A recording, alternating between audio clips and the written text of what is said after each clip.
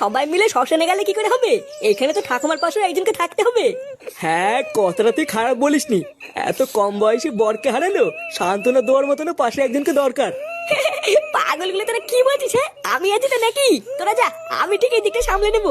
হ্যাঁ, তুমি কেন থাকবা? আমি থাকবো। কি হয়েছে? চোদনা আবার মুখে মুখে কথা। না রে ফুটো, ফাটা ঠিকই বলেছে। তোর থাকতে হবে না, ফাটাই থাকুক। বাচ্চা কাছে ছেলে পেলে পাশে থাকলে ঠাকুমারও মনটা ভালো থাকবে। তারা গার মানি, তোর জন্য আমার থাকা হলো না। রাত্রেবেলা একবার ফিরতে দে, তো সেটা ভাঙছি।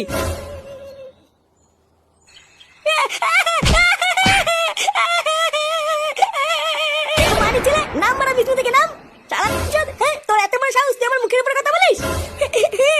ভাইয়া, আমি কি বলেছি? আমি কি কিছু বলেছি নাকি? কি বললি? চালা ছুড়ে বাচ্চা, তোর জন্য আজকে আমাকে গার মারতে মারতে শ্মশানে যেতে হলো। তুই এতবার মেরেছিস? ভাইয়া, এখন সবই আমার দোষ নাকি? আমি কি কিছু জানি না নাকি? তুমি কি করতে?